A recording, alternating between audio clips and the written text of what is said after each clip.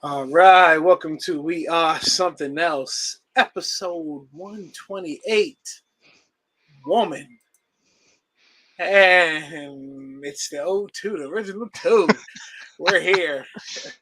CB was good, bro. Hey man, another Thursday. Feels like we just saw each other, but that's one of those things where we work together, so we literally see each other basically Oh, every yeah, day. exactly. Um, but also since we had recorded a show, was that last Friday? Last Um, Friday, it'll be out tomorrow or Saturday. yeah, those these Thursdays come quick when Yeah, when you mix a Friday in there. So exactly. But that was good though. I mean, so CB is referring to Soul Tales, our once a month sneaker show. It's done. It's in the bag. Yeah, I haven't quite decided if we're gonna do it tomorrow or Saturday with the sneaker releases, but we'll know sooner than later. But yeah, man. If look before we get started, this is what happened to Soul Tales. We kind of got all the way through it. Then we had to do our thing. But before we get started, look. Thoughts and prayers to Superfly and his family. Superfly lost his pops last week, so we want to send this out to Superfly. You're in our prayers, brother. Um, yeah, so we go.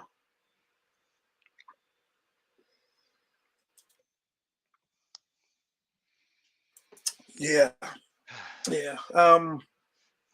And real quick, the show is called Woman because we are in Women's History Month, right? So we're going to celebrate women all this month, which is a great thing. But on my heart right now, we just talked about, Superfly's dad. I was actually watching the episode of the Cosby Show about an hour ago, and it was the episode where it was Cliff's birthday, hmm and he always got the short end of the stick for everything. Everybody else took priority over him. hmm But look, just shout out to the dads, man. This is what I'm feeling right now. So shout out to everybody's dad. My dad, your dad, Superfly's pops, those who's watching, like just shout out the dads right now because look, we're here. yeah. You know. All right. So, but yeah, the week seemed like it kind of flew. This week felt like it flew by. hmm Personally, there was a lot of work, but it just felt like we're here on Thursday.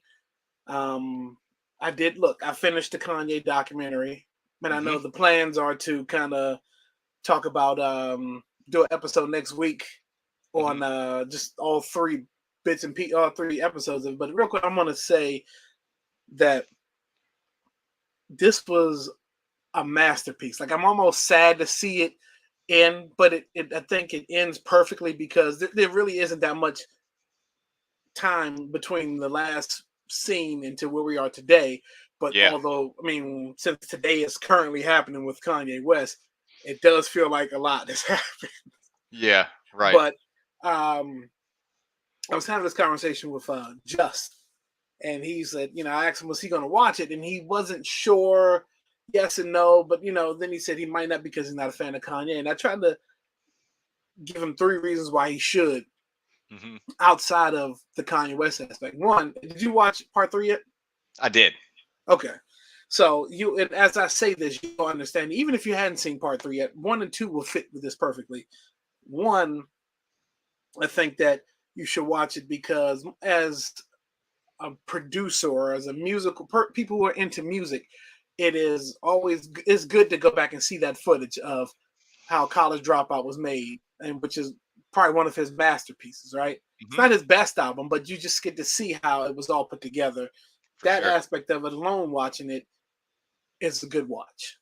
Two, it's a really good ass documentary. It's really done well by Cootie and Yeah. Chike. Like GK. it's done really really well, and you feel like the narration that Cootie even gives, like it just puts you in a place where like wow, like just watch it on the idea of just like this is gonna be good stuff.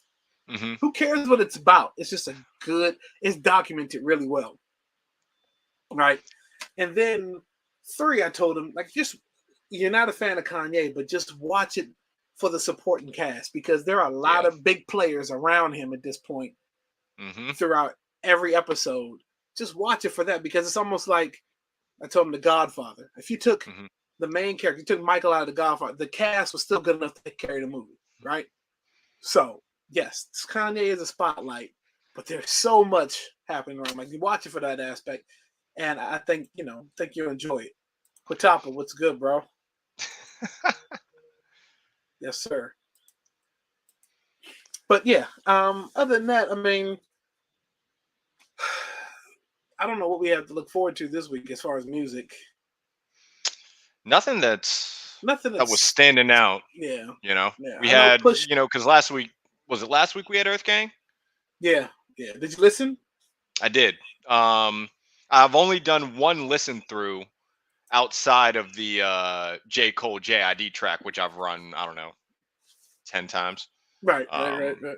but yeah, I mean, Earth Gang, I feel like they have like their lane that they kind of stay in, and if you're a fan of that music, then I can't imagine you'd be upset with what they Right, just put out. right. Um, real quick for those who wonder where E Rich is, he's coming shortly. He had to actually go into the office today, so he's Yeah, in California. Who knows what that traffic's like? But he said about 10 minutes, but whatever. So, yeah, with all that said, he's earned the right to show up when he can show up. You know what I exactly. mean? Well, let's wrap, CB, and he can catch up.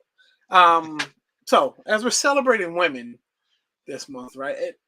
Some big news has come in, right? Um, so Joe Biden, he had said that he was going to nominate a black woman for Supreme Court justice, Did. and by God, he did it. Um, so he is I don't want to butcher her name, Ketanji Brown. I think that's how you say her name. Yes, you got Miss a way Brown, better pronunciation than yeah, I do. Miss Judge Brown, Brown. Judge Brown. Yes, Judge Brown. He has nominated Judge Brown to be the first black woman on the Supreme to sit on the Supreme Court, and this is major because obviously, first, anytime you're the first in something, most of the time you're going to be remembered whether it's good or bad, right? Right. And in this case, I think this is a great thing. And my question is because I don't know much about her. Like I know she's going to go through Hmm. her confirmation, and she's. I don't think I've never seen anybody get recommended by a president and then like, denied. Right. But I think at this point they're just going to go through the steps, and she will be there. My question to you is, like, I think that Biden's been really quiet for the first part of the year. I mean, a lot to do too because he can't get anything done. But I think when you look at it right now, Biden's legacy, when he's all said and done, thus far, what he's done is Vice President Kamala Harris and Supreme Court Justice Brown. This is his legacy. Yeah. At least for right now. Um, besides all the memes of him being asleep and not knowing what's going on. Right. But yeah, Judge Brown Jackson. Brown Jackson. Yeah. Um, yeah, I mean, I think that Biden is, you know, taking the steps to put women in and women of color in positions of power that, as we know, you need that first foot in the door. Yep. You Yep. can't Yep. you can't have a second or a third without the first. So from that standpoint, I think this is a great move. Um, and for all the people that are super into politics and they live and breathe and eat all this stuff, like I'm sure that they have maybe deeper seated feelings one way or the other, but the way that I'm looking at it is from a human standpoint. This is Mm-hmm. this is a great move. And Yeah, even absolutely. if even if Sleepy Joe has nothing else, to build a legacy upon, the fact that he's been able to um you know use himself kind of as a stepping stone. Yep. We talk about it all the time. Yep. You need the people with the skin color of power and the genitals of power, because it all, Right. we know how it is with things are not equal still, on Absolutely. many levels when it comes to men and women, whether it's in the workplace or whatever. Like, this is like the kind of stuff that society needs personally, Yep. you know. Absolutely. Absolutely. And I don't know how I don't know how long the process is going to be. I am excited, but most of the times you don't once they in, you really don't hear much about them. Hmm. You know, but this is good steps. And we'll see. So Yeah. uh, now this again, we are celebrating Women's History Month, right? And we're making history. So this right here, the New York Liberty. For a lot of people who don't know, New York Liberty is the WNBA's basketball team in New York. Hmm. And the New York Liberty was just fined $500,000 by the heads of the WNBA for chartering flights, right? Ill-advised flights. Now let's break this down. Let's give some context because there's a lot involved when it comes to this. Because one thing you got to know: the WNBA and NBA are partnered together, right? Majority, I can't think. I don't know how many number of teams are in the WNBA. Let's say 12, 13. There's not a lot, right? Hmm. And half of those teams are owned by the WNBA, and the other half or portion of them are owned by individual owners who typically most of them own teams in the NBA as well. Hmm. So why this comes into play is because teams that have owners perhaps have a little bit more money to spend to go around. They have a little bit more of a threshold, than teams that are owned by the WNBA. Teams that are owned by the league are kind of governed differently. The budget is a little different. But so they're trying to keep everything on the equal playing fields when it comes to these teams.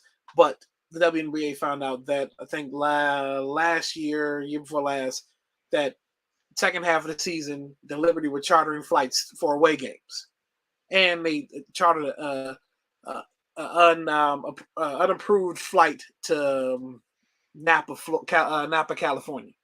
Hmm. Now let's dig deeper into this too. The owner of the Liberty also owns the Nets, Hmm. and he's a Chinese billionaire. He came up with the Alibaba Yep. for the Chinese side. So very rich guy. He's got the money to do all these things that he wants to do. So, but the WNBA has handed down a $500,000 fine for chartering flights for away games. My first question is, what are your thoughts on this, CB? So, I mean, it's wild that we live in a day and age where, the WNBA is like, you got to stand up for women and you got to do this. And then you're going to go ahead and slap a kind of a hefty ass fine on the team for, they said it was the chartering flights and other violations, but, you know, it just doesn't seem right. You know what I mean? There's got to be another way. Um, and from what I understand, they've tried to work out some concessions league wide to make the chartering thing not that big of a deal. Because, yeah, let's be honest, if you had the choice of going to a team that has an owner, that's not governed by the league and they're going to be chartering flights for you, like, yeah, that would certainly factor in to the decision. But in my mind, instead of making it so that no one can do that, you just make it so that everybody has the resources to be able to do that shit. Because, yes, we know that the money's not the same in the NBA, but these women are right, still some of the best athletes on the planet. Like, these are also ladies that they're Amazons, some of them. These are really, um they don't need to be sitting yeah, next to bro. me and coach. You know what I mean? Right, E, right, right. you And, know?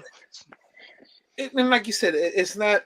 Hey, let's bring you up to speed. We're talking about the New York Liberty being handed down that hefty ass fine, biggest fine in league history of $500,000 for chartering flights for away games. Right. Also, we discussed how portion of the teams in the WNBA are owned by the NBA and the WNBA, and some portions are individually owned by owners who mostly have teams in the league as well. So the fact that the owner of the Liberty, who also owns the Nets, he was chartering flights for his players to catch for away games. The fine came through because the league is saying, "Hey, wait a minute! Not every team is in a position to put their players on private flights." That's where we are right now. Thoughts? I mean, let's just if we're gonna play that game, and this was handed down by the WNBA, Yep. right? Yep. So and I don't know, like I said, I missed what you guys might have said, but if we're gonna play that game, you interpreted that it's half and half, right? What else, Kotapu? So if it's half and half, right? But then let's take it even a step further. The NBA has embraced the WNBA since kind of like the Kobe kind of situation, right? His daughters, or at least young. So now that you have this, you have a lot more insight. I mean, hell, I still can't even get the orange WNBA hoodie because it never sells out as soon as it comes online, Yep. right? Yep.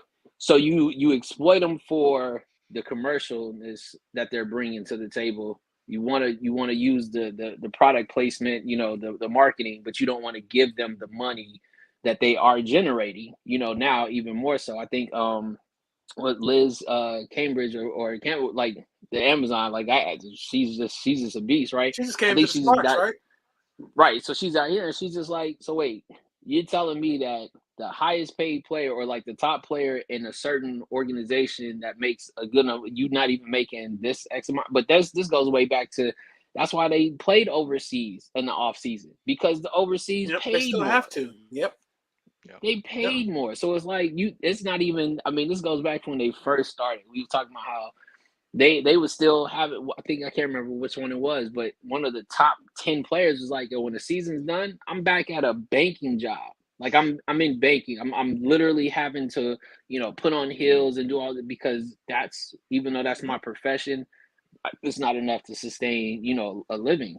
Let's just be honest. They should have more than enough money. And if there's some teams that are half Absolutely. owned, then what's it to them if they want to utilize their money to take care of their players? So that's what we're always screaming about as, athletes, if you will, is our owners show us what's up by them taking care of us. But a fine, like then what does the fine do, right? Nothing. And that's the thing. Not only was it a fine, they also thought about doing away with the franchise. That was on the table as far as doing away with the franchise completely because of this. And now I don't know who the WNBA does have a commissioner. I can't think of her name, but she's not making all the decisions here. There has to be some of the players in the NBA too. When I say players, like the big wigs in the NBA making some of these sanctions too. But here we go again with the women getting the short end of the stick because if you remember the Summer Olympics a couple years ago, their training facility was a rack of weights and a. Did we lose him? Uh-oh. The WNBA hurt him. Cut him off. Cut off. Yeah. Yeah. You're back. But yeah, no, it's just they had a small corner in a bigger facility. Like they're constantly getting shitted on. And like if you look at their jerseys, they have more advertisement and product placement on their jerseys than anybody. It looks like a billboard. And I know they generate money, but they got some big names. You think of like before there's never been a point in time when you can't name one or two stars of the WNBA. It's not a dead league. You just said Cambridge. We know Skylar Diggins is still in the league. We know what's the girl from from the Mystics, Deladon. Like, I mean, so there's, yeah. They got enough superstars. They got enough superstars on each team. So I think even before, right? Because then you would say like the lower, if you will, the lower kind of totem pole teams didn't really have a superstar. But now if you look at it from each team, there's a recognizable superstar that brings the attraction or that brings something. Whether again, that's why they need the shoe deals, all that stuff that enhances the league. Because again, we all kind of seen it. You know what I'm saying? Where the stadium might not show it, but like ultimately the way that the fan affair is for it. You know what I mean? Like how they embraced it. And let's just be honest. How does that not carry over from college to the WNBA when the way that the college game is for them, almost like their Final Four, damn near better to watch than the guys sometimes. You know what I'm saying? Just because. And now that comes with also coaches that were former players that are getting the chance, let's just be honest, minority coaches. You know what I'm saying? Because we don't want to talk about, Don Staley, like getting paid. And look what she's produced as far as the girls that the ladies that have come out of her organization to go to the league, especially with old girl that's in Vegas. That's the face of Vegas team. You know what I'm saying? So yeah. Well, and then this came down on March 1st, which is the beginning of Women's History Month. And like they've been going in on the WNBA, from celebrities like Gabrielle Union to the players of the Liberty were like, really? They're like clowns. Like you wait till now, the first day of Women's History Month. I think Candace Parker said this to bring this up. So whatever. I was saying, it's one of those things where instead of making it so that because they just don't want to front the money to make this an available resource for everyone, they're saying that not everyone can do it. You know what I mean? Like it should be the other way around. They should make the resources available so that if the teams need to charter flights so that their players can get, the best accommodations possible, they should be doing that rather than saying, nah, Deladon, go sit and coach next to CB. Like share an armrest. Like, come on, man. Get out of here. You're on mute, kid. I'm on mute. My bad. Okay. So speaking of getting paid, Target's coming strong in the paint these days. I don't know if you guys heard. So Target is thinking about raising their minimum wage to $24 an hour. $24 an hour. That's more than some people's salary if you add it up, plus overtime and all that. That is crazy. $24 an hour. So this is amazing. It's amazing. Target's doing really well, obviously. And not only this, they are, for any of their employees who get up to 25 hours a week at least, now qualify for medical insurance. So this is another part of that too, because I mean I've done retail at least part-time and full-time at some points in my life, and that was always the thing. Like you don't have insurance, right? And like the pay was shitty, and you got to end dealing with customers alone and different personalities. Sometimes the pay isn't worth it. But now, like $24 an hour, that is amazing. So let's go around. Let's start with that. Let's go around and let's get you guys' thoughts. I mean, the way that I read it was I want to say they currently have a $15 minimum wage. Yep. Hourly minimum wage. And so this will be it's not hard set at 24 for everybody, but in the most competitive districts and things like that, they can be making up to that amount. And a lot of it, I think, is tied to these places of employment not being able to keep people working for them. And how do you convince people to continue to show up to work? You compensate them. You know what I mean? Like it's that simple. And Target is looked around at the competitive landscape and they're like, hey, we want to keep the position that we've built for ourselves over however many decades they've been around.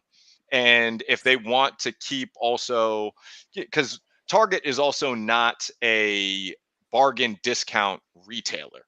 Um, you know what I mean? Like like people would always compare them to Wally World. They'd always compare them to Walmart, but Mhm. Walmart is, legit, like, almost like surplus, and Target was always like a step above that or whatever. Right. Um, and so they have been doing well apparently. Their retention has been better than a lot of other brick and mortar type stores and everything. Yep. But to be able to maintain a workforce, to limit turnover, you know it's got to be a combination of pay and benefits, and the workplace environment. And Target seems to be stepping up in the payment department. They see what some of the other competitors are doing, and they're like, hey, yeah, no, we want to be able to keep the talent that we have, not people jumping ship because some other place is going to pay them better. Like when I back in the day when I worked at Best Buy, it was like people jumping between Best Buy and Circuit City, depending on which was going to give them the better hourly rate. Right. RIP to Circuit City. But Dang. you, you know what I mean? Like you got these are things that businesses need to do, and I feel like as someone who has frequented a Target or two, like this is a good move. Yep.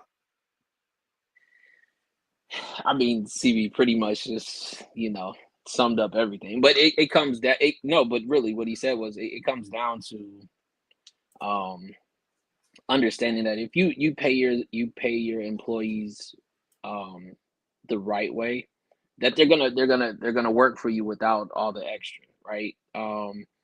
Plus it's like incentive, like to know that the pandemic, if anything, it first of all, there's so many jobs out there, and it's just retarded, right? Like people was just like, nah, this pandemic kind of taught me like, really don't This need is to. true, I Sean. kind of This is like true. being at home.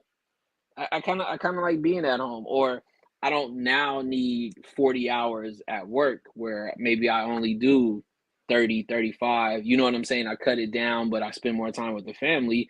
And if damn it, if a local Target is not closer than you having to travel all the way, 30, almost an hour away to go to a job that you're unhappy at anyway, you know what I mean? So it Right. almost kind of like they're stepping into a place where, let's just be honest, it's a super service between them, Walmart, kind of the major stores, like that constantly people are going to. They even have, I think, where it's almost like they're incentivizing kids that are like from the college level that are there, saying like, hey, we have programs set up for you to where you work here. So guess what? These local schools, we have the ability to send you to them just because, you know what I mean? Like that's how, and it's almost like, are they really? Does Target get the credit that they're due based upon what outside of their name, right? This is true. Outside of their name, outside of their name, like everybody's like Walmart, Walmart, Walmart, Walmart. Yeah. Yeah. Are they putting it up like that? You know what I'm saying? Like we what was it like the joke? I'm gonna put on a red shirt and I'm gonna go act like I work at Target because nobody's like I'm gonna go act like I work at Walmart because everybody knows the person that greets you at Walmart is the old lady or the old guy who's on Social Security that has to take that job to get like the extra cash. Whereas Target's like, bro, we bringing in people, we want them to succeed, which then gives you better customer service, which gives you a better overall everything when you go to Target. People Yeah. don't mind going to Target. You go to Walmart, it's like fuck, the fuckery that you have to put up with when you go in there. I actually prefer Walmart over Target, but That's because you like shenanigans. That's why. And you like to I see mean, you're a people watcher. You like to see the shenanigans that goes on at but Walmart. like I said, it's a different experience when you go into the Walmart versus the Target. I don't know. I just think certain selections are a little better in the Walmart, but whatever. I mean, I frequent both. Also, I think what happens with Target, which helps, is their delivery service. They offer same day delivery. Like you join their Shoppers Club or whatever, and you can order whatever you want as like Amazon Prime or a lot of other these services. They'll go and they'll bring you what you need. So that's probably helping them as well. Then they, car side service. You order your stuff, go park in a little spot, pop your trunk. They come, put the bags in there. You sign your stuff, and you're out. Like they made it easy during the pandemic, even if you don't want to go in the store. So, but I think they always thrive because the neighborhoods they pick to put targets in. So comes down but to this for sure. this leads to a good question. So $24 an hour now, mind you, think about this. You're in high school making $24 an hour, right? This is good money, right? Can't even imagine. Now, do you remember your first job? I remember my first job. And I remember what I got minimum wage was when I started working. It was like $5.75. If that. If that. It was horrible. And my check, I can't imagine what $24 an hour check looks like after 2 weeks. I know what a $5.75 check looks like after 2 weeks. But do you guys remember your first job? And do you remember what you were making? My first job, I worked for Maryland Conservation Corps. They were part of Department of Natural Resources, and we spent all fucking summer outside in the heat, restoring like nature trails and oyster beds and stuff like that. That was my first job. Yeah. I don't remember what I was making. I just remember that was the first time I was introduced to FICA and how I wanted to cut that bitch's throat off because everything that I had thought about math had just told me that I was wrong from that point on when it came to working. It was almost like, at what point in time why do I want to keep working if FICA gonna keep taking? You made $9 an hour in 2000. What was your first, Rashad? Put your first gig in there. Yeah, no, mine was retail though. Mine was retail, and I still remember my boss's name. Like you never forget like that first job, but the pay. I guess the question would be these kids nowadays though. It's $24 like to them. That's like, well, you're supposed to be paying me that. Right. I mean, that entitlement. We do have the YouTube generation, as some of them like to call it. Right, yeah. These kids, $24 an hour, they're monetizing YouTube now or TikTok, making probably more money than that. But $24 an hour? What was it? You said retail, but what was it? Yeah, it was called the Buckle. But it was so like half and half. Like clearly, I'll date myself. The urban side, which was like Aniche, Fubu, Sean John, Rockaware, right? And then the other half was like all Doc Martens. The jeans with the rhinestones on the back. That all the moms came in to get. You know what I mean? It was around that era. So yeah, retail. Tourism and hospitality. I think I remember that gig, Rashad. CB, what about you? What was your first gig? Do you remember what your wage was? I do. And this actually kind of worked out for me. I was working at, this was the Uncle Julio's Rio Grande Cafe in Gaithersburg in the Rio Washingtonian Center. And it's still there. It's still there. Yeah, it's still there. And what's wild is because that was a job that I had when I was in high school, and one of the homies who I worked with at Best Buy after that, he became a manager there, and I want to say found his wife there, and I think they both still manage there. Last time I went in, dude comped some of our food because he was still there. We're like, that was dope. But I was a host. I worked at the front. I opened the door for families on Fridays. And this joint was actually pretty dope because I think we were making like $8 an hour maybe, which was higher than what minimum wage was. I think minimum wage at that point was $7.25, but we got a portion of the tip pool. So because I was usually working on Fridays and Saturdays, which were the busiest nights, the tip pool was always the largest. So I would and here's the thing, it's not like I was working a bunch of hours, but it usually worked out that I was making like somewhere over $10 an hour, which at that point I felt like life was pretty good. But what was the sacrifice? My friends would come into the restaurant on Fridays and Saturdays. I would see them having a good time eating, and I'm working. So that was the trade off. That was the trade off. I didn't get to my so my first one was the summer, my junior going to senior year. I had my license, so I remember I would drive the truck to a parking lot and get picked up in the van, and then the van would go to different stops and pick up the different kids that were signed up for this program or whatever. At this point, like I had a full head of hair. Like, I hadn't actually cut my hair off while working there because it was so fucking hot outside. I can't deal with this. But it was me, oh man, and one other black guy. But then we would go like Southern Maryland and pick up all these country kids who who probably hadn't seen a black guy in a long time or ever, and like it was just.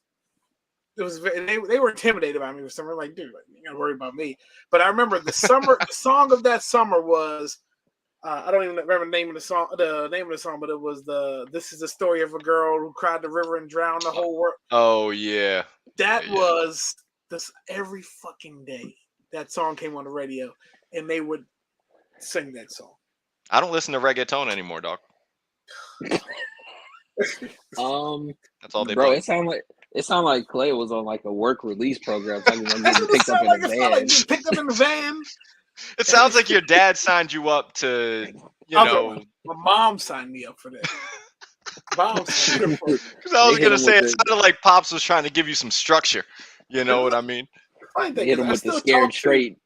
I still talk to a couple of those guys on through social media, so it's interesting. I remember that summer and to see where these guys are now. Some of them still have inherited their families' farms, and some of them still live in the same area. Like, I mean, it sucked at first, but then, it is what it is. But I was going to say my next job after that was UPS, and that's where I started making a little bit more money. And actually, that was a good company. I mean, you got raises all the time in UPS. Now it's probably, I don't know how UPS is doing their stock. But all right. Quitapo, if you're in here, I think I know Quitapo's first job, but go ahead and put it in there. And first of all, let me go. I've never done food service. I've always shied away from wanting to do food service. CB, obviously, you told the story you have. E, have you done food service? Nah, it wasn't in my nature.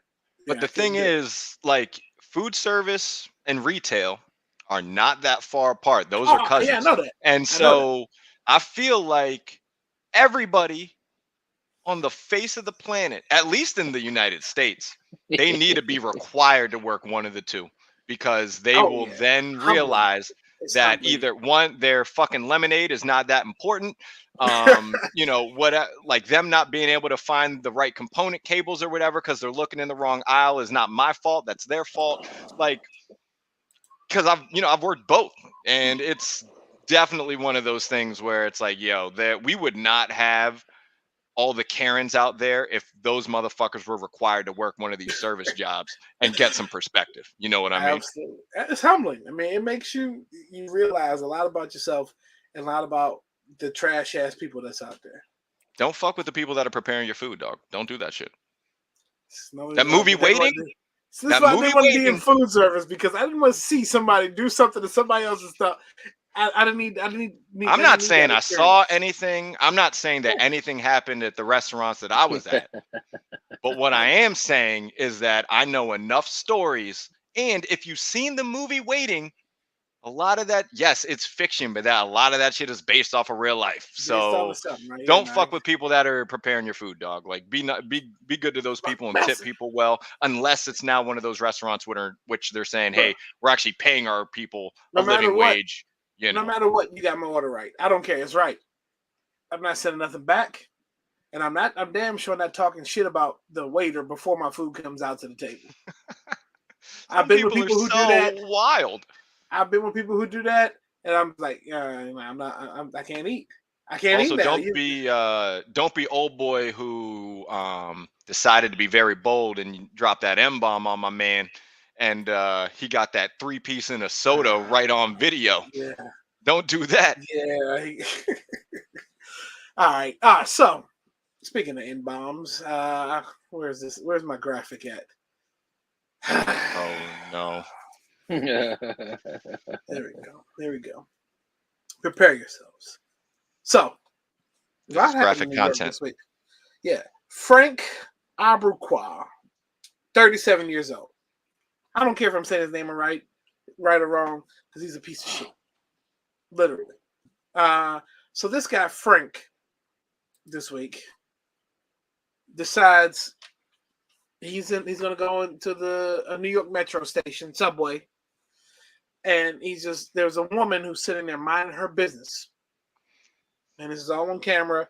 Frank decides he's gonna take human, I don't know, it doesn't matter if it's human or not, I believe it was human feces, and smash it like a cake in this woman's face and rub it all in the back of her hair. Disgusting. Absolutely disgusting. Like, obviously there's probably some mental issues going on right there, but I don't understand. Like, innocent bystander. This is the shit that happens. I don't understand it. Like, so let me give you a history on Frank. This guy has been arrested 44 times. How does he keep getting out?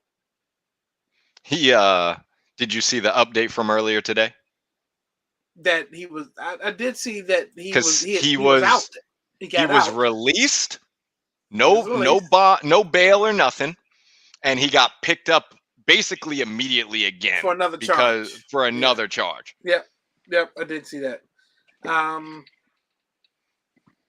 Again, 44 times.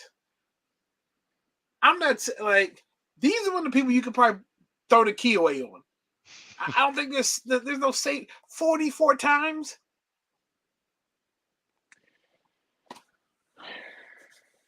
One of the, like, also what's mind-boggling about this specific instance is that apparently he has like 4 other pending cases. So they literally just let this dude leave the courtroom earlier. He's got pending cases, including a hate crime, another hate crime. Like, yep. And I'm not some kind of justice system expert, you know what I mean? But there are certain things that are common sense and are logical. And letting this man back on the street after doing something like this when he already has 4 other pending charges in the system, shit doesn't make sense, man. And like 44. What are the charges you brought up on 44 other times? Like, what? How?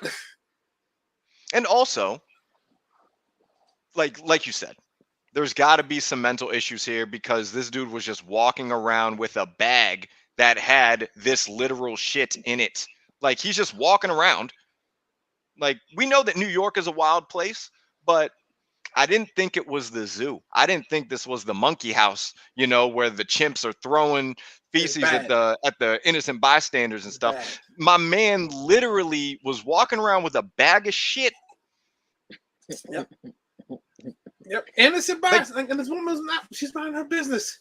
They got the whole thing on the subway cameras, like the MTA cameras and everything. Like, she was minding her own business. Like, this is just wild activity. I've never heard of anything like this happening in real life. Nope. All right, they might tell us to take this episode off after I say this. All right. I'm not condoning violence. I know where you're going though. But clear, and here's the thing. I'm not saying to beat the brakes off of his ass, but he needs to get his ass beat, because I think it's the only thing that's going to get, because he's able to walk. First of all, then enabling the fact that he has done this or done multiple things. If you're being in jail for 44 times, 44 charges or whatever, and you are still walking freely, right? you almost have the incentive to be like, what else can I do? They're just gonna This let me guy's back. begging to go away. But my thing is, and again, I'm only saying this. I'm only saying this. Again, I don't think that just because you may have some sort of a mental health does not mean that you still can't get your ass beat. Because the way that and because again, if institutionalized punishment is not teaching the individual, and I'm not saying I'm condoning violence, but it's one of those things like we all know people who are walking this earth who have never been in fights but talk the biggest shit. They walk around as if nothing can ever happen to them. And it's as soon as they get one jab to the mouth, it's a whole nother. They change. They calm themselves. They humble themselves because they were always able to talk themselves out or say like, oh, that's the way that they've always learned. This guy has gotten away with stuff to the effect that nobody's gonna ever do anything to me. Nope. Nobody. Nope. And even if they hold him down, or if somebody else sees it, you know what I'm saying? Like, it's still like not registering to them. Like, I still got away with it, and they're gonna arrest me. I'm gonna eventually get out, and I'm back on the streets. The thing where I'm saying is the mental issue part, and that's why I'm having a hard time kind of going off of that. The fact is that you like CB said, you were carrying this that you had to literally seek out, and either it was your own whatever, but it's in a bag as if like it was carefully placed there. One, here's the word we call intent, because we want to use it with anything else, but we don't want to use it on some shit like this, pun intended, right? But that's just me though. Like I said, it's no different. Your little brother does dumb shit. You know what I'm saying? Sometimes the parents, whatever they say to them, it doesn't get to them. Cool. As soon as they leave, I'm whooping your ass, and I guarantee he'll understand the ass whooping more than he'll understand whatever it is the folks had to say to him that he was just not understanding because he didn't want to hear it. He'll remember the ass whooping off of what he did more so than the words. Sometimes people just need that. I mean, it's like corporal punishment, whatever you want to call it. It's just it's an act right tactic because some of these kids need that shit for real. Yep. Some adults need that shit. Speaking of what we need, I think we all need some DC shop in our life this weekend. Save 10%. Look, WRC10. There's the code right there. Call it in, order it. Save 10%. Say what's up to Grant when you go pick it up. Tell him we sent you. Use the code. Look, can't express this enough. Chicago style deep dish pizza. They've gotten a lot of good reviews from a lot of people from Chicago talking about this is some of the best deep dish they've had. Not to mention they've got flats. They got dessert.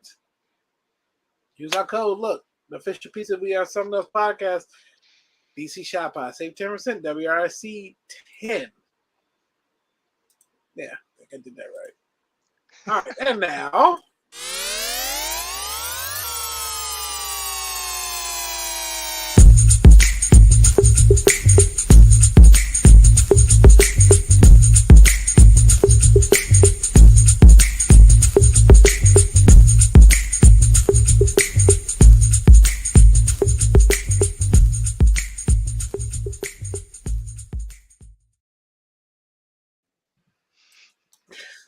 That last image, man. Always. Classic. Alrighty. Again, one that Cleo was definitely caught off guard with. I think I'm keeping up. I'm keeping them intrigued on how I'm going about these. Yeah, because I haven't seen this shit in ages, and I remember. But recently, one of the things was one of the Rashad one of the recent things that came out was Dave Chappelle kind of being, I guess, producing some shows for for Netflix, right, with Earthquake, and I think some other ones. The Earthquake one dropped. I haven't watched it yet, but I heard good reviews on it, right? Yeah, I heard it was good. It got me to thinking on the comedy side of the house, right? And we all kind of attribute either comedy for an individual or comedy as a group, right? Where like that one individual pops and he kind of takes his crew with him, right? So I thought about this because I remember back in the day as a kid that there was this one group of comedians that I thought was hilarious as shit, and I think to me they were the first crew that like stuck together, as in everything that they did on a comedy level, they all were there at the same time, right? Like it wasn't just one of them went and did it. Like you always saw all of them together, which was then duplicated by, Adam Sandler with all of his, with his crew, Yep. Rob Schneider, Yep. Steve, Alan. Like so but anytime you saw an Adam Sandler movie, you saw his homeboys in there. Yep. But the segment is it just is if you know anything about these guys right here, to me, these were the trendsetters of bringing your friends along.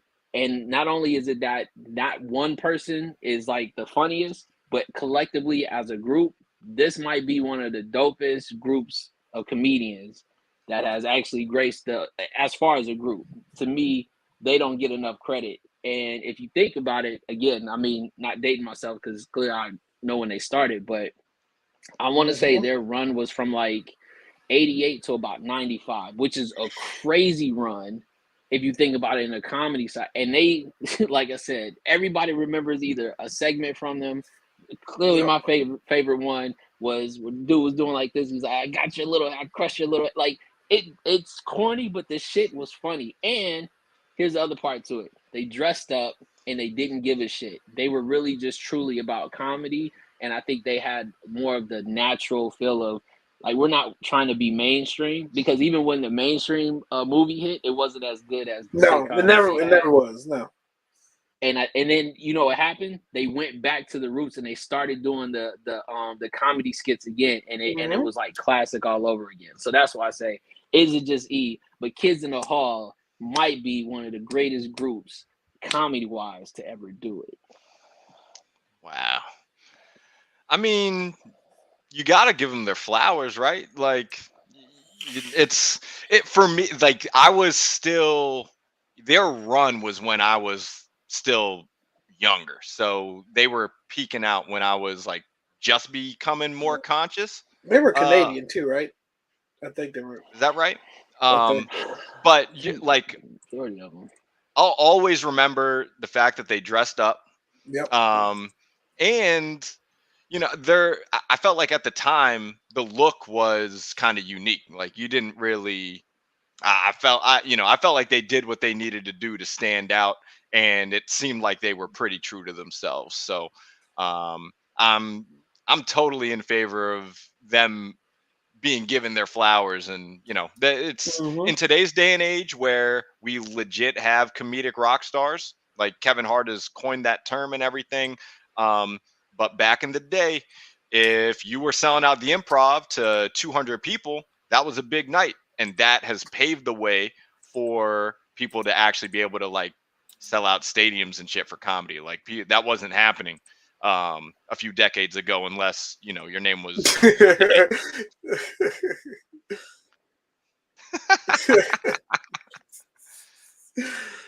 Shout out to Gustavo. What are you thinking, Kaleo?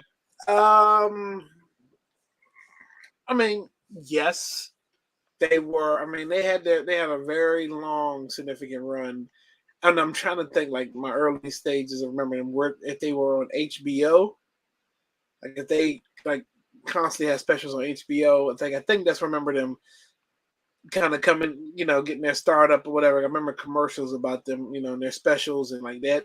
They had like I think season shows, like season 1, season 2, next, yeah.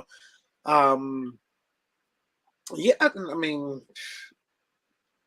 again, this is probably like in my earlier stages. It's probably when I was like 4 or 5, 6, and learn how, when I really knew how to work the remote. I think, yeah. I can't think of anything. Any other? I mean, there are obviously lots of different other packs out there that rolled together. But yeah, I think coming up, this was probably one of them that was consistent in my memory before the Adam Sandler crew, like that, the Happy Madison crew kicked in, before the the Kevin Hart, obviously for the Red Cup, Plastic Cup Boys kind of thing. And then there's other few. I mean, you had the Mall Rat crew. There was the Afflecks and the I think McConaughey Kevin was Smith and all them. yeah, all those guys. You know, yeah, this was probably. I almost agree. This is probably one of them. I can't think of anything. I mean, you've had the Belushis and all. You know that crew up there, but coming of age is probably them. Yeah. So It's and if you think about it, it's strictly based off of. Well, they were related. Like I said, right. and I think they the Kids and all, they were the main character, or at least the major producer, Kevin. They were all kind of based from Canada, but the reason why I really say that made is it. that so again, like I said, you know, using CV's terms, like as far as throwing their flowers, like giving them now, like I said, first of all, think about how long comedians truly last. But for them to go from 88 to 95, and it wasn't until like around 93, maybe 92 to 95, that they only had that's when they got like the major, like HBO picked them up, right? But they were on Comedy Central. That was when Comedy Central would play like the 3-minute skit of like somebody completely different from the actual show you were watching, and that shit would be funnier than what you was watching. And then they finally, like, they worked their way up to where all of them came out of the same thing with that. And that's why I said Kids in the Hall is funny as shit to me. This is one of those, I'll put this shit on like Netflix. I guarantee you a bunch of people will start watching this shit again just based upon they remember this shit as a kid. Like, they were funny as hell because they did this shit. And let's just be honest, really think about it, a lot of shit that they did is what everybody else started doing on their skits, as far as how, like, keeping their players, right, or the other members like that weren't as successful. But again, you look at the Adam Sandler and the Rob Schneiders and all of them, how they kind of kept them around for them to be as far as long as they were, and their skits being more centered to like shit that you can actually laugh at and you knew about, and not just some random shit that you know never happened to you. Right. Like, yeah, I might have to YouTube some of this stuff and bring back some memories.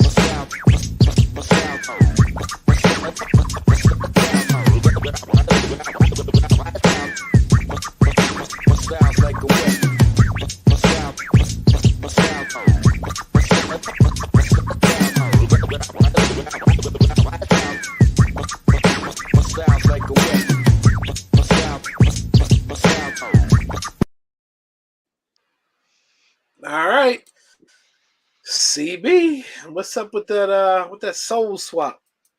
All right, so soul swap. Most of the homies know this is our segment where we're gonna tell people about some of the news that's going around in the sneaker community and the industry. You know, keep people informed on what we got going on.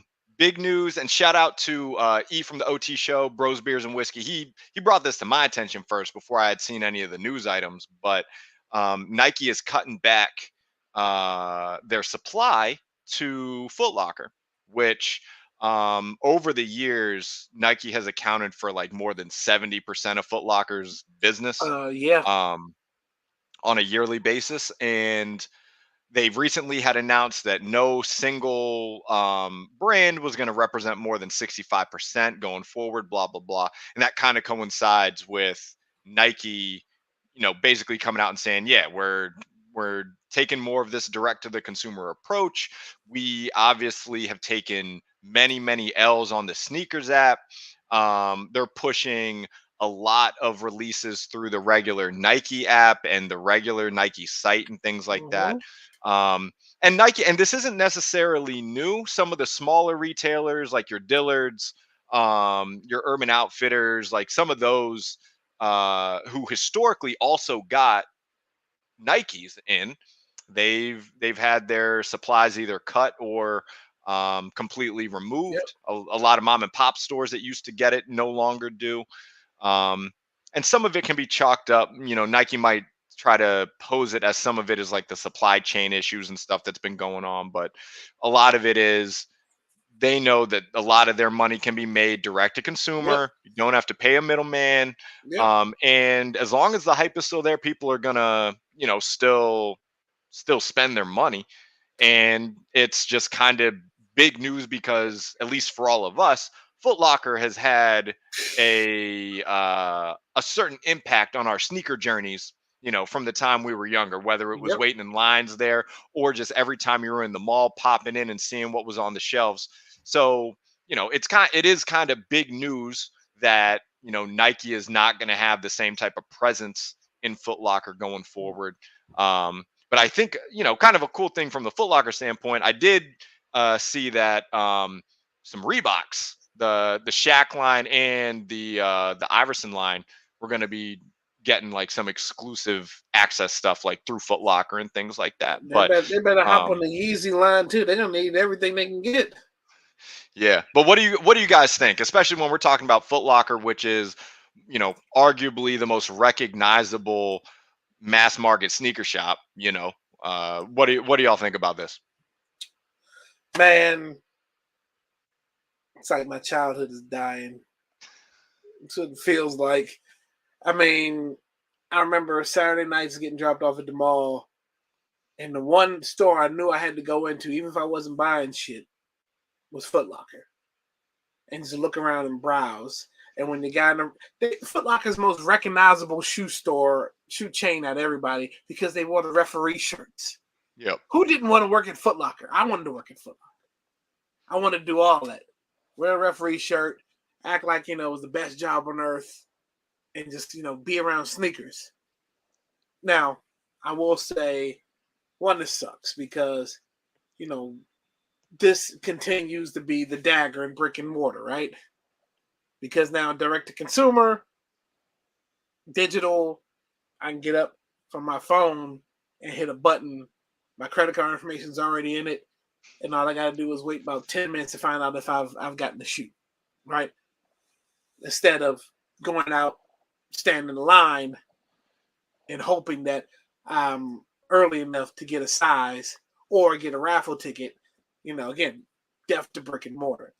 But also, Foot Locker's worth this on themselves a little bit too, because of a lot of the failed sneaker launch days where a lot of people were holding shoes in the back for their friends. Or using doing sexual the shoes seduction. for fleshlights. Jesus Christ. Go ahead. You had to bring it back up, didn't you? See, we brought it up, and I just went on it. I'll bank at another angle of this. You and I have had discussions. Let's go way back when, right? East Bay, right? East Bay, you would get the book, see the shoes, right? Get online, and we would try to get the shoe, right? Outside if you didn't call. Champion, Quintuple. There was expensive champion shit that we probably paid $20 for back in the day. It's now like 40 or 50. Go ahead. Right. But hear me when I say this, right? Because this is a piece of that when I saw that story, it was a part of it that I was kind of like, well, good riddance, right? When we found out that Foot Locker was running the same site as East Bay, when you were trying to wait, this shit looks the same. Wait a minute. Somebody's trying to play me for a fool. Like, they got to go, because I think that's the thing. Like, you had brought up a pair of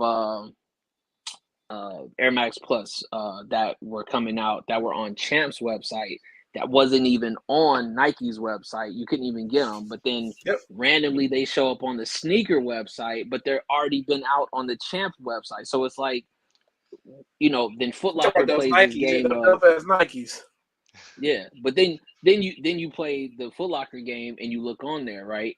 And you realize, well, what is the stock that they have that's different than what you get when you do pull up the, East Bay, or I think it was even Champs or Foot Action before they got rid of them. You know what I mean? Like, they were all running around in the same warehouse, and you knew what you were getting when you went on Nike's website. You was getting shit that you couldn't find on Foot Locker or something else. So weren't Foot you know Locker what? and Foot Action the same company as well too, right?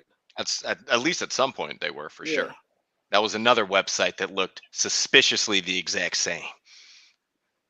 Yeah, don't let me take it to the famous footwear. I mean, we can keep going because you know what I mean. Because Right. but that's what I said. So the split of this is actually I took it as it's a good thing. One also, and then now if Russia ain't getting no fucking shoes, right?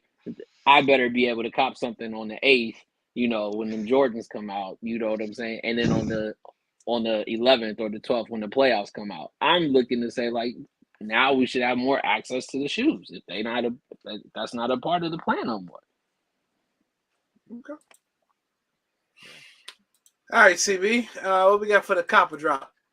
So I will apologize because Adidas hasn't officially confirmed the date, but it is rumored that on March 21st they are dropping a bunch of South Park related shoes. We remember, I think it was for 420 last year, they dropped the Towleys, Yep. and those sold out, and they're reselling for a good amount of money if you go onto your friendly Goat. neighborhood StockX or Goat apps. And so now that that Stan Marsh has his own shoe, Kyle's got his own shoe, Cartman and Kenny and like all these guys are supposed to be getting their own shoes. And so I'm a big fan of the show. Like historically, that's one of those mindless animated shows that I will throw on and just laugh to. For the most part, these guys, they get a lot of flack for making fun of people, but they also make fun of themselves at the same time. Yep. So to me, that's all good. And y'all know I'm a fan of Three Stripes. I don't know if any of these joints are specifically speaking to me the way that, because I thought the Towleys were dope with the details that they had on there. Agreed. But are any of you guys necessarily checking for any of these South Park Adidas when they drop? Are any of these a copper drop for you? Because at least for me, I'm not like going out there and I'm not probably going to be entering the same raffles that I was doing trying to get the campus Towleys. But I'm a fan of the Superstars. I'm a fan of the Forums. And depending on the prices I could get them for, I could be checking for them. But I'm probably not copping right away. But I'm a fan of the show, and I'm a fan of these types of collabs. That's for sure. Nah, I guess nostalgia would say definitely probably the orange ones are probably the Kenny's. Those are the Kenny joints. Yeah.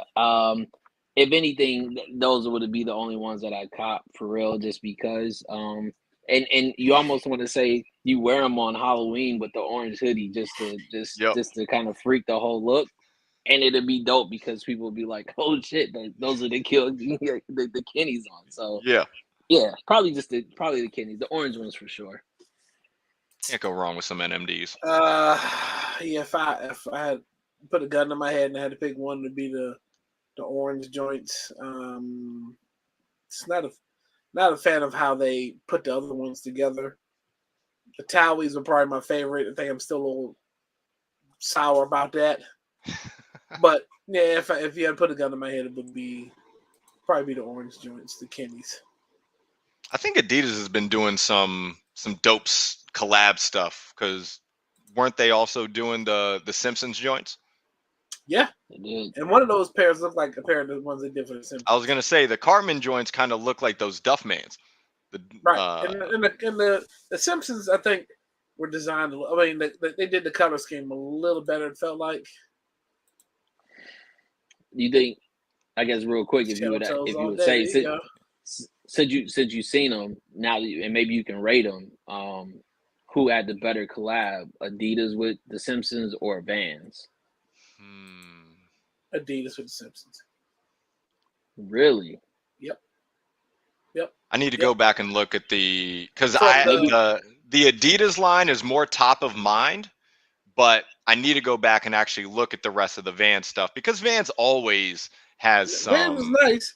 Hell, the bait drop the Vans just did for this year was dope. But I think that the Adidas run gave you seen the Crusties, the Ned Flanders joints for them to make that a casual shoe. Yeah. That was dope. The Flaming Moes. Mm-hmm. Like, so I think and the packaging was really good. Like Yeah. like they the boxes and everything that they were doing for those, they kind of completed the experience, I would say. Yeah, absolutely. But I don't want to sleep on the Vans. You know what I mean? Oh yeah, Can't do that. yeah, they weren't bad, but you know. All right, shoe and tell, gentlemen. I can lead off. All right. So E wasn't in the room yet, but me and Kaleo had talked a little tiny bit about the Kanye documentary. And you know, it's super enjoyable. Did get through the 3rd episode. So, you know, we got some stuff in the vault still that we haven't shown. So we're gonna show some Yeezys. And these are the Alien Blue 380s. Nice. Have you worn those yet? I have. I've worn them at least once. I wore them to the gym. Because, like I said, these are one of the few places where I can go to kind of get some sneaker action in. Like these joints they got like this glow in the dark strip here. I don't know if you can really see it with the ring light, but they are reflective. They have like some reflective details and stuff like that. So, and there's a lot of boost in here. So very, very cozy, but 3M? had to, I think, yeah, I don't know if it's necessarily 3M or whether it's just like the reflective material, but you know how Kanye does it with this kind of stuff. But the 380s, I think these were originally supposed to be the 350 V3s.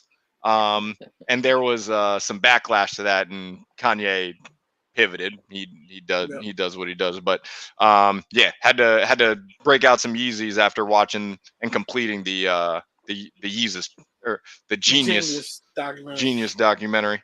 Dope. Okay. All right. In the interim of my absence because of work, I didn't really have time to grab anything. But since we were on the Simpsons again, I mean, that packaging is nice. That's yeah, dope. it is. I mean, again, like I said, they had outside. I'll give it to Adidas, and that's why I said it's a good collab to go back and forth to see who did what.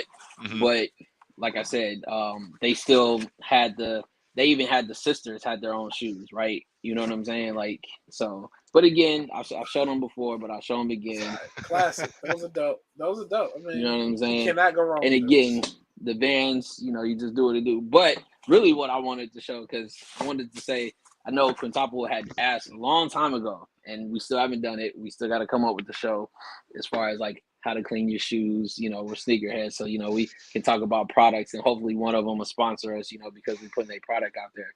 Please. Outside of shoes, though, with sneakerheads, we are very particular about what socks we also wear with our shoes. Absolutely. So I wanted to detail some socks that I picked up that definitely are about to go in a pair of that was for the ones that came out. They got here kind of late, but they were for the Halloweens, the orange and black and the white ones.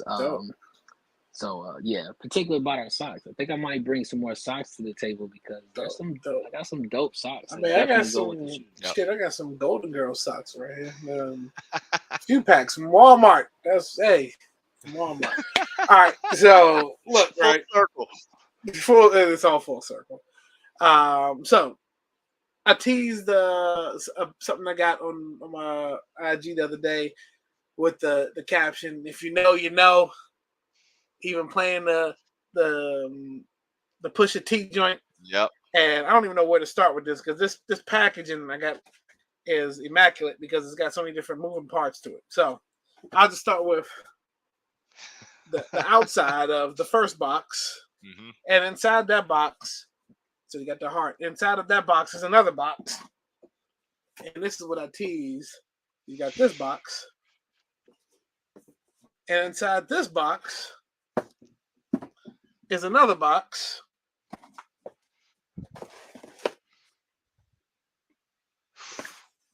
And inside this box, sheesh.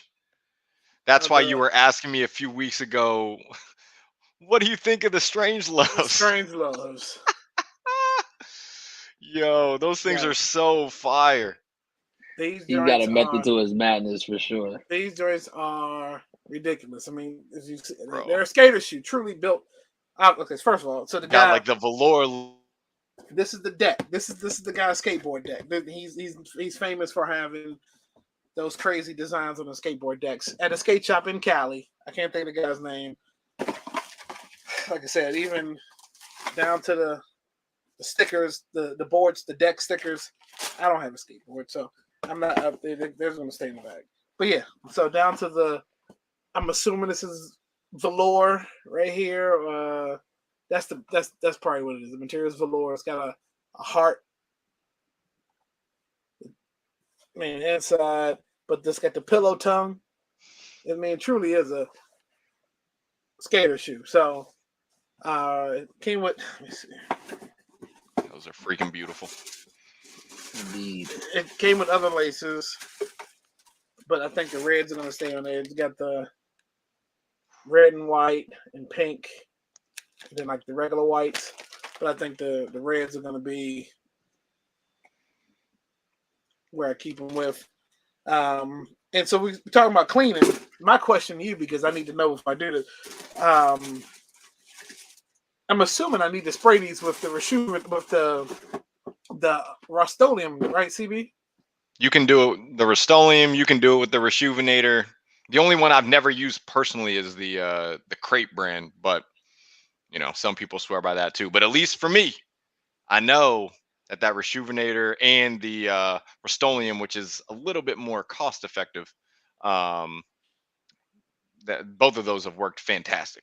Yeah. So I think I told you my my Strangelove story because I don't own a pair, but I really thought I was flicking a fit off in the gym one night. I busted out some of the Air Max ones that not everybody has. Rolled up into the gym and there was a dude working out in his Strangelove dunks, and I was like, "Fuck." Yeah. Damn, I was able to get I searched high and low for the right price, and a little trading here and there, but I was able to get them. So that's like a dope top. That's it, y'all. Look, we have something else. I want to thank everybody for watching. Like, subscribe, all that good stuff. Soul Tales. It is my duty. It will be out tomorrow or Saturday. Just look out for the advertisement. I'm thinking Saturday because I need big sneaker drops on Saturday. Do the J? No, because the playoff joints are next week. Next week, the Rui joints. Well, it's the 12s, right? Oh, 12. That's what I mean. Yeah, okay. All right. Yeah, so tomorrow, Saturday, we'll do the Soul Tales. Yeah, that's it. Look, thank everybody for watching. Watch the Kanye documentary next week. We are going to focus on this Kanye documentary and break it down, episode 1, 2, and 3. So if you're going to watch, make sure everybody do your homework, watch the documentary, come in, chime in with your questions. We may have a couple folks on to kind of express how they felt about it. But look, y'all, that's it. We have something else. Peace.